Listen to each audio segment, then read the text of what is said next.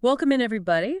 We're diving deep today into resilience and leadership, and we'll be using Christine Perakis' book, The Resilient Leader, as our guide. Should be an interesting one. Yeah, it really resonated with me. You know how I'm always drawn to a good adventure story?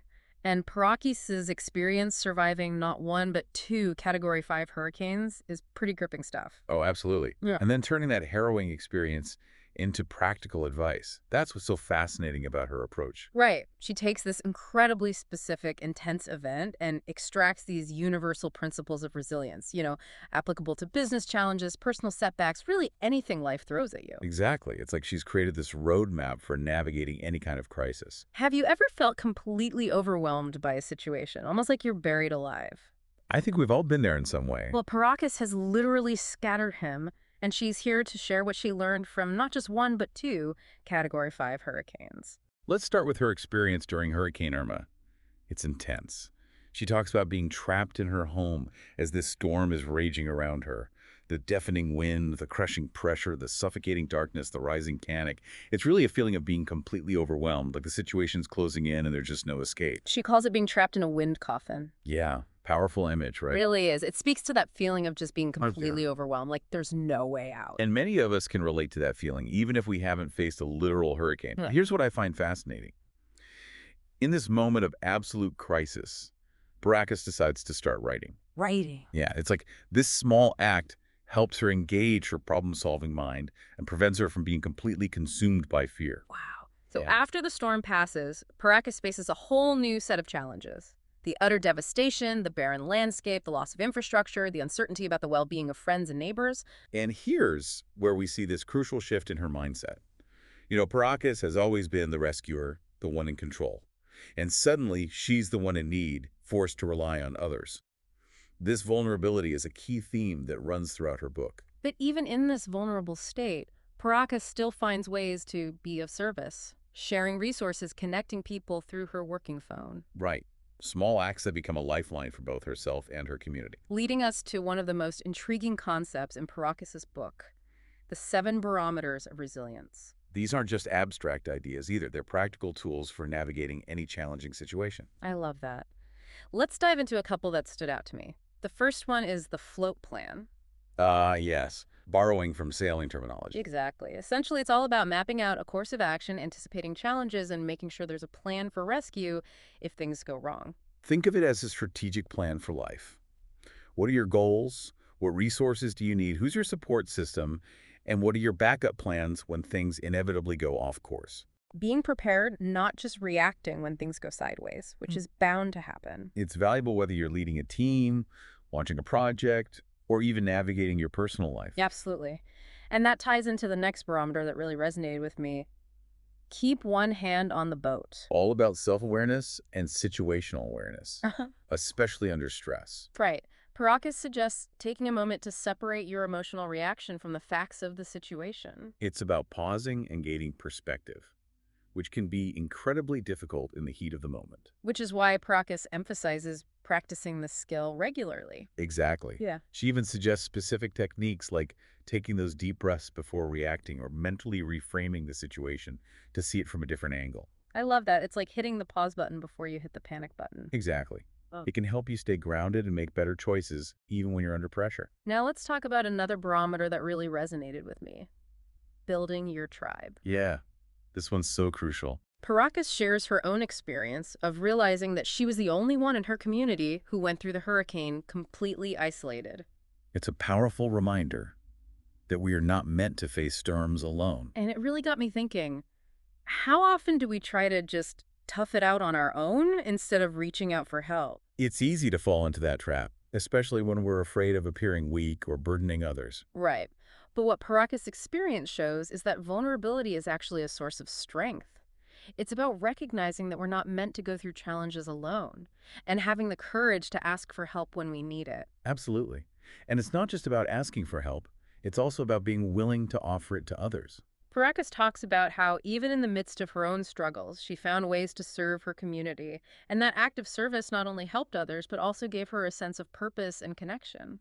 It's incredible how helping others can actually help us too. It takes us out of our own heads and reminds us that we're part of something larger than ourselves. So let's talk about another barometer that emphasizes the importance of connection. Keep the emergency channel open. This one is all about communication. Yes, effective communication is so crucial both in preparing for a crisis and navigating the aftermath. Perakis suggests developing a communication plan ahead of time might seem a bit much, but But think about it. If a major challenge hits your business or even your personal life who needs to be informed, what channels will you use to reach them? How will you manage expectations? having those systems in place beforehand can prevent a lot of stress and confusion down the line. Absolutely. And it's not just about having a plan, it's also about the quality of your communication. Perakis stresses the importance of active listening, empathy, and clarity, especially when tensions are high. Active listening, empathy, and clarity, those are the keys. They really are. They help build trust, resolve conflicts, and navigate those challenging situations more effectively. That brings us to the final barometer we'll cover in this part of our exploration. Commit to a course. This one's about developing good judgment and decision-making skills, even when you're facing uncertainty and pressure. This is where Perakis uses that fantastic analogy of knowing when to reef the main in sailing. Love that analogy. Me too. It's about recognizing when to pull back, adjust course, or make difficult decisions to avoid being overwhelmed by the situation. It's like knowing when to ease up on the throttle in life. Ugh. Sometimes we need to slow down, take a breath, and reassess before making any major decisions. Exactly. And this ties into establishing a clear decision-making style. Are you more directive, consultative, or consensus-driven? It's about knowing your style and what works best for you, your team, and the specific situation you're in. And of course, there's no one right style. It's about being adaptable, another key trait of a storm warrior, as Perakis calls them. Adaptability is key. Yeah. But it's not just about reacting to those external circumstances. It's also about understanding our internal responses to the challenges we face, our thoughts, our feelings, our beliefs. And that's something we'll delve into in the next part of our exploration. Picking up where we left off, one thing that really struck me was how Perakis connects isolation to those rising rates of depression and anxiety we talked about earlier. Yeah, makes you think, doesn't it? It does. We live in a world that's more connected than ever thanks to technology, but yet so many people feel alone. Right.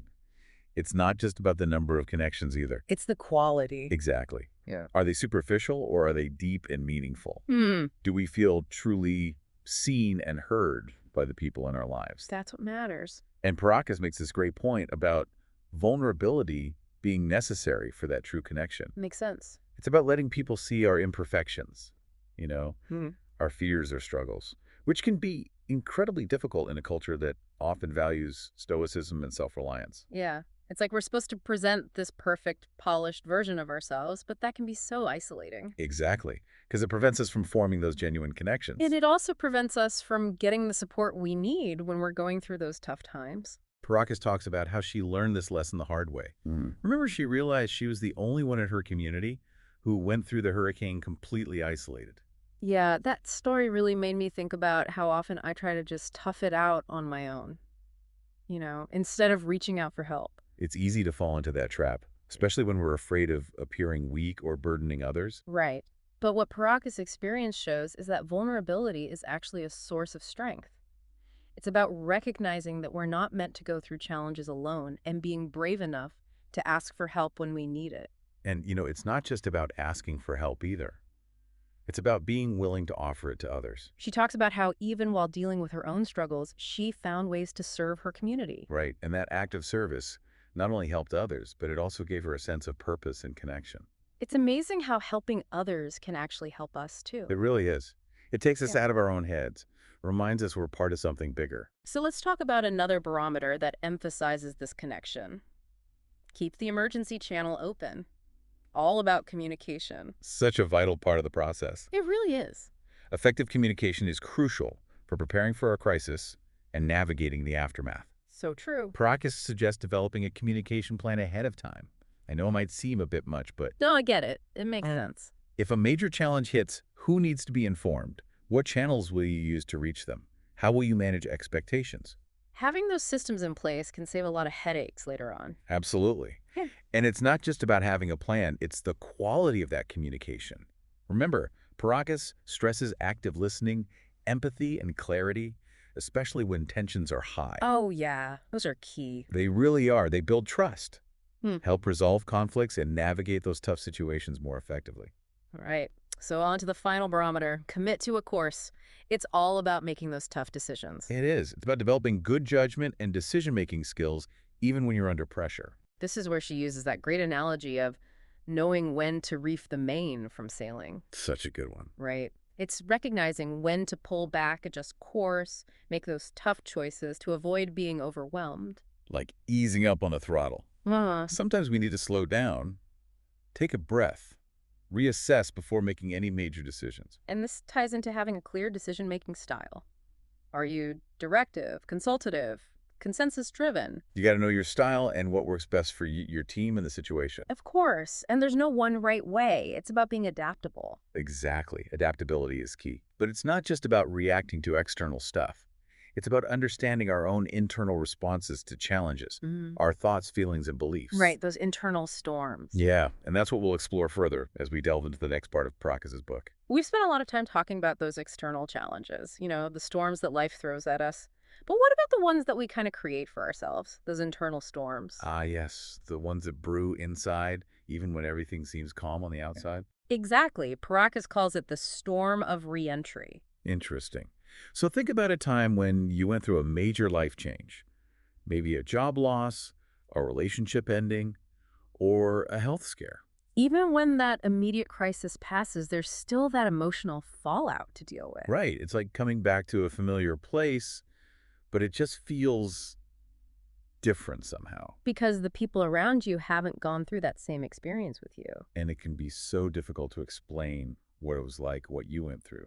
So you end up feeling isolated even when you're surrounded by people, like carrying this invisible weight. And Perakis points out how this is often made worse by that whole cultural thing we have about being strong and hiding our vulnerability. Like, just get over it already. Right, but it doesn't really work that way. Hmm. Healing takes time, and it's okay to not be okay. You need that support system to get you through. Absolutely. People who listen without judging, yeah, offer encouragement, help you make sense of it all. Which brings us back to that idea of building your tribe.